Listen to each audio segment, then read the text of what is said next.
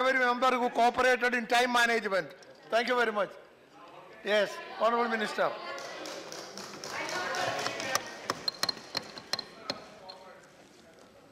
धन्यवाद उपसभापति महोदय। मुझे बहुत खुशी है कि इस संविधान संशोधन विधेयक को अभी तक जिन माननीय सदस्यों ने अपने विचार व्यक्त किए हैं उनकी संख्या 25 है और सभी ने इसका समर्थन किया। बहुत सारे विषय माननीय सदस्यों ने रखे हैं। सबसे पहले B.K. हरिप्रसाद जी ने अपने विचार व्यक्त किए, उसके बाद भूपेंद्र यादव जी ने, फिर राम गोपाल जी यादव साहब ने। चलो, मैं आपसे सहमत हूँ। माननीय सभी माननीय सदस्यों ने समर्थन किया है, इसके लिए मैं उनका आभार व्यक्त करता हूँ। और खुशी के साथ ये कह सकता हूँ कि जो कुछ शंका कुशंकाएँ व्यक्त की गई थी वो निराधार है, सत्यता से परे है। ये विधेयक अच्छी नीयत से लाया गया है। भारतीय जनता पार्टी की और एनडीए की सरकार आरक्षण की पक्षधर है और भविष्य में भी रहेगी। एससी, एसटी और ओबीसी के आरक्षण की हम प्रारंभ से समर्थन करते हुए इसको आगे बढ़ाने का काम करते आए हैं। एक नहीं अनेक उदाहरण मैं दे सकता हूं, परंतु फिर कुछ माननीय सदस्य इसको राजनीति की ओर ले जाने का प्रयास करेंगे। कुछ ने किया भी था, पर मैं उस दिशा में जाना आवश्यक नहीं समझता हूं। 4 प्रमुख संशोधन संविधान में किए जा रहे हैं। एक संशोधन अनुच्छेद 338 का जो खंड 10 है, जिसमें ओबीसी वर्ग से संबंधित लोगों की शिकवा शिकायतों को सुनने का अधिकार ओबीसी आयोग को नहीं था, ये एससी आयोग को था। अब ये अधिकार आने वाले और बनने वाले ओबीसी आयोग को दिया जाने वाला है।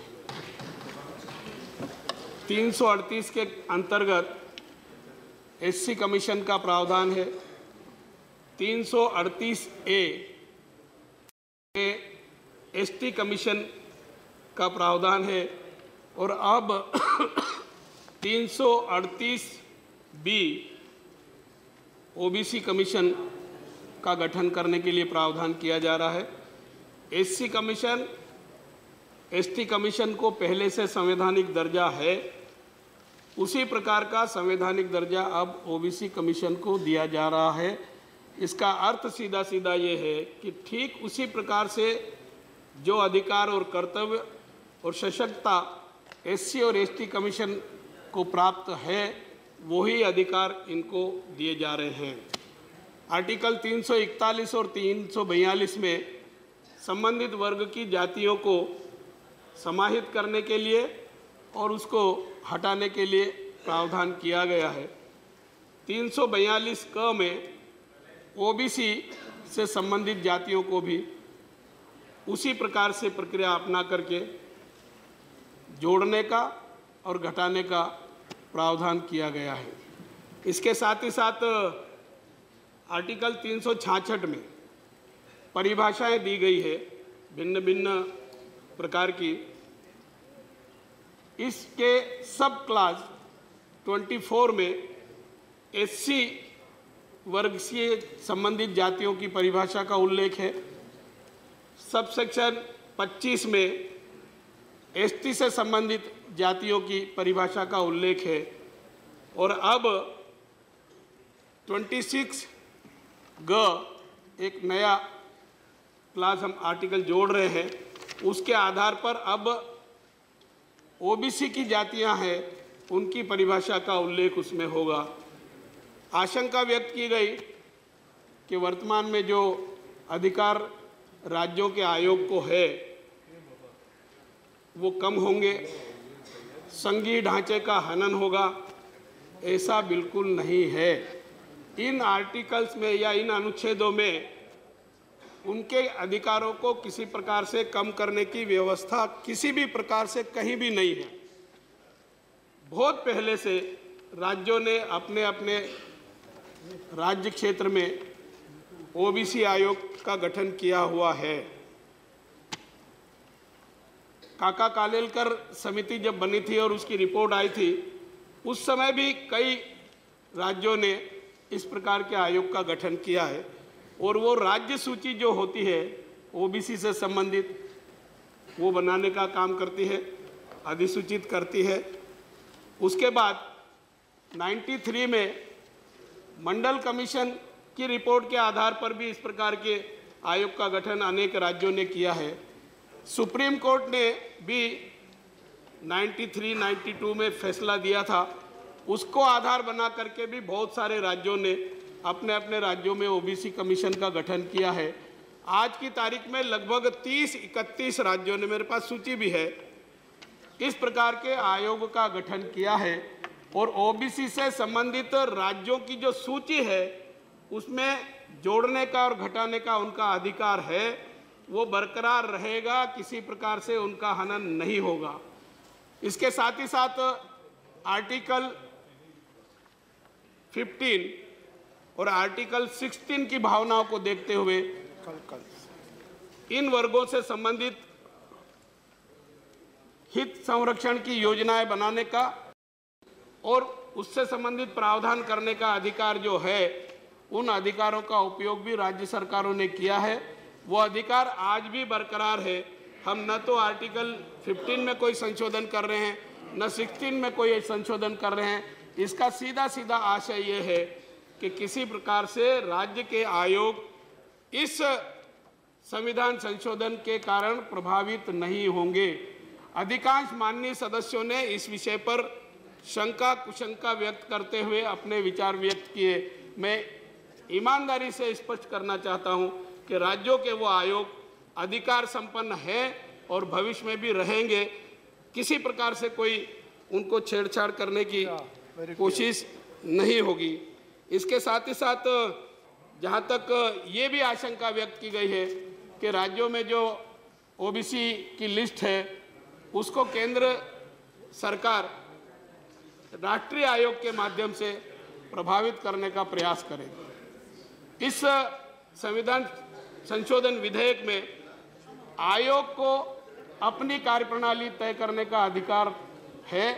जिस प्रकार से एससी और एसटी आयोग को अधिकार है, उन्होंने ही वो बनाई है और वो नियम जब बनाएंगे हम, तो उन नियमों में इन शंका कुशंकाओं को भी दूर करने का हम प्रयास करेंगे। किसी प्रकार से राज्यों के अधिकारों का हनन नहीं होगा और ओबीसी वर्ग से संबंधित समुदायों के साथ या लोगों के साथ अन्याय नहीं होगा। हमारा उद्देश्य सीधा सीधा ये है कि ओबीसी वर्ग के लोगों के साथ प्रताड़ना की घटनाएं होती है, उनके साथ अन्याय होता है, उनकी समस्याओं को सुनने का पर्याप्त उपाय और अधिकार संपन्न कोई संस्थान नहीं है। इस आयोग को हम वो सारे अधिकार संपन्न दे करके बनाने का प्रयास कर रहे हैं। किसी प्रकार की कोई गलतफहमी पालने की आवश्यकता नहीं है। जहाँ तक अभी तक जो जातियाँ केंद्रीय सूची में है और राज्य की सूची में है, वो भी कहीं प्रभावित नहीं होगी। और जो वर्तमान में केंद्रीय सूची है वो प्रेसिडेंशियल ऑर्डर से नोटिफाई की जा कर के यथावत रहेगी। उसमें भी किसी प्रकार का हनन करना या घटाने बढ़ाने का हमारे इस आयोग को वर्तमान में जो परिस्थिति है उसके आधार पर कोई अधिकार हम नहीं दे रहे हैं। मैं जो बहुत सारी आशंकाएं व्यक्त की गई है उनके बारे में ज़्यादा से ज़्यादा उत्तर देने की कोशिश करूंगा। क्रीमी लेयर की बात आई। अब मैं कहना नहीं चाहता क्रीमी लेयर कोई आज नया हमने नहीं बनाया है। क्रीमी लेयर लगभग 15 साल पहले बना है। हर साल हर 3 साल बाद उसका रिव्यू होना चाहिए। 2013 में पहले बना है, उसके पहले 4 बार बना है और वो क्रीमिलियर की धनराशि निर्धारण का भी एक फार्मूला है। मूल्य सूचकांक प्लस ओबीसी वर्ग से संबंधित लोगों की आय, उसकी तुलनात्मक जानकारी प्राप्त करके उस आधार पर क्रीमिलियर की धनराशि का निर्धारण होता है। वर्तमान सरकार नरेंद्र मोदी साहब के नेतृत्व में इस पर गंभीरता से विचार कर रही है और प्रस्ताव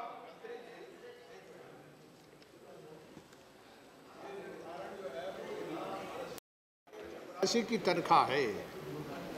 और मैं आपसे विनती करना चाहता हूं कि ये पूरा गैर संवैधानिक फैसला किया है, संविधान के खिलाफ फैसला है। इसलिए आप इसको यहाँ तो ये तो कर सकते हैं कि आप 25 लाख कर दिए, 50 लाख कर दिए, कौन रोक रहा आपको? क्यों रोकना चाहते हैं उनको? तो ये तो आपके हाथ में है। ये बेकार का मतलब है ना, संविधान के खिलाफ काम हुआ। कोई भी दलित है, वो कितने ही मालदार हो दलित कहलाता है, आप तो जानते हो।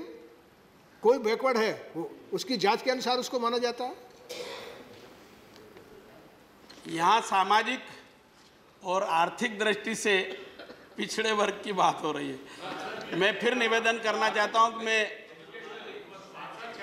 मेरे पहले राम गोपाल जी यादव साहब ने कहा और किसी ने कहा कि कटु सत्य कहना उचित नहीं, हर किसी को गले नहीं उतरता है। परंतु हम इस बात को भली भांति जानते हैं कि आज अगर कोई कंगालपति है तो वो कल करोड़पति भी हो जाता है, और आज अगर कोई करोड़पति है तो कल कंगालपति भी हो जाता है। ये पिछड़े वर्ग की जो परिभाषा पहले से बनी हुई है, उस आधार पर मैं ये बात कर रहा हूँ। और जहाँ तक माननीय कुछ सदस्यों ने कहा कि हम इसके विरोधी हैं, मैंने पहले ही कहा कि हम इसके विरोधी नहीं हैं। अगर विरोधी होते तो 97 में उस समय की सरकार, शायद प्रधानमंत्री जी आई के गुजराल साहब होते थे, सुप्रीम कोर्ट के न्यायालय के निर्णय के तारतम्य में 5 कार्यालयीन आदेश जारी करके अनुसूचित जाति और जनजाति वर्ग से संबंधित आरक्षण संबंधी प्रावधानों को समाप्त कर दिया था।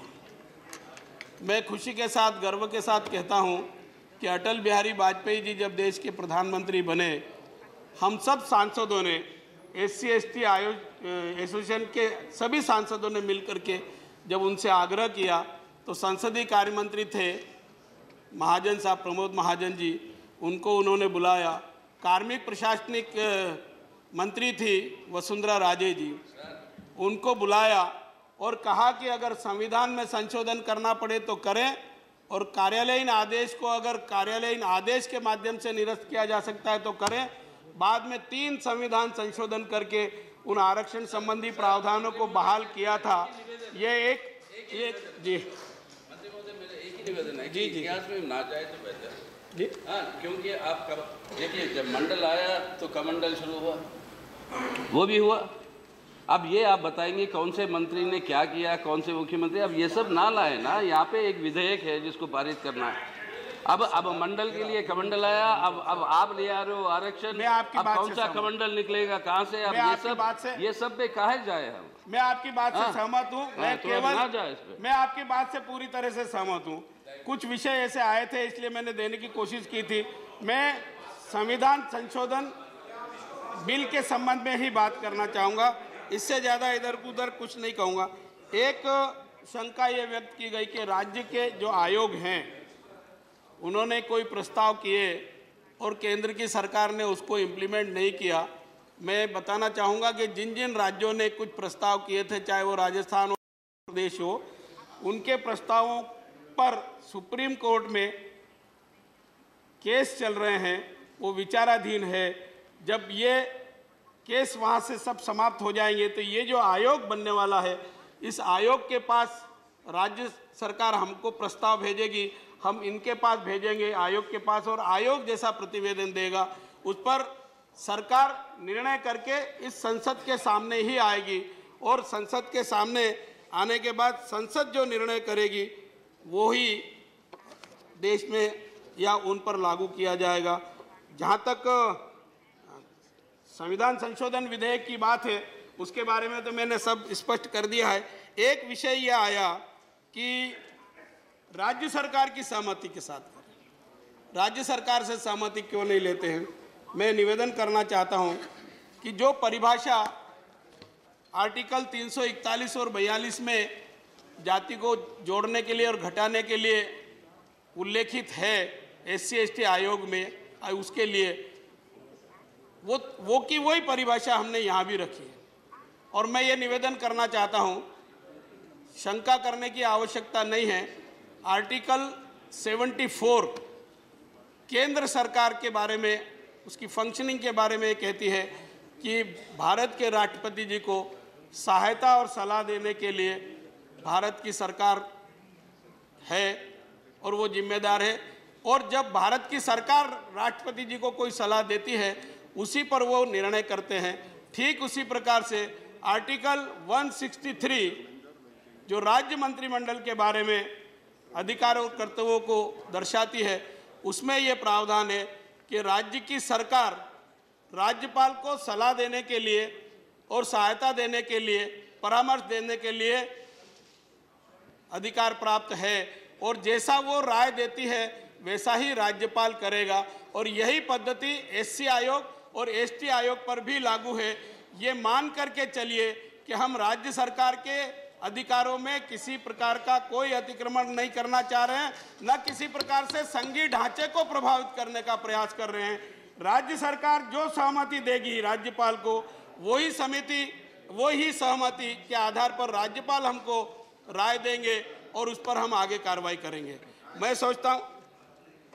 सोचता हूँ जो बातें मैंने बताई है वो पर्याप्त है, और किसी की अगर इस संबंध में कोई शंका कुशंका है तो मैं उसका भी समाधान करने के लिए आपकी अनुमति होगी तो तत्पर हूँ, और नहीं तो फिर जो बहुत सारे माननीय सदस्यों ने बात कही थी वो सब मैं उत्तर देने लगूंगा तो येचूरी साहब ने जो कहा है फिर वो विषयांतर होगा। और मैं विषयांतर करने की बजाय ये ऐतिहासिक निर्णय सरकार ने लिया है, इस ऐतिहासिक निर्णय को सदन पारित करे, ये मैं निवेदन करता हूँ, प्रार्थना करता हूँ।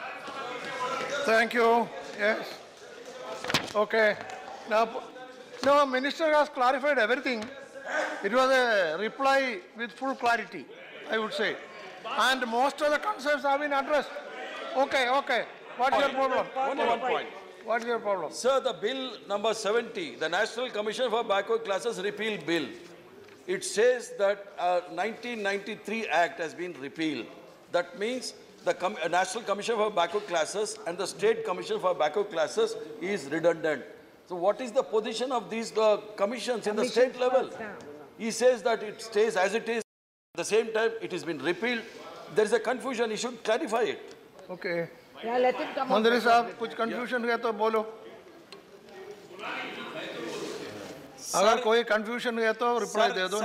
सर मैंने प्रारंभ में ही बताया कि वो आयोग यथावत रहेंगे, उनके अधिकार यथावत सुरक्षित है। ठीक है। और वो 1993 में हो गया। जो आयोग गठित हुआ वो ऐसा ही रहेगा, बोला। केवल वो अधिनियम निरस्त किया जा रहा है और उस अधिनियम में उनके अधिकारों के हनन का कोई प्रावधान नहीं था। केवल 1993 का जो अधिनियम है वही निश्चित करने का प्रस्ताव है और इससे ज्यादा कुछ नहीं। ऑल राइट, आई शैल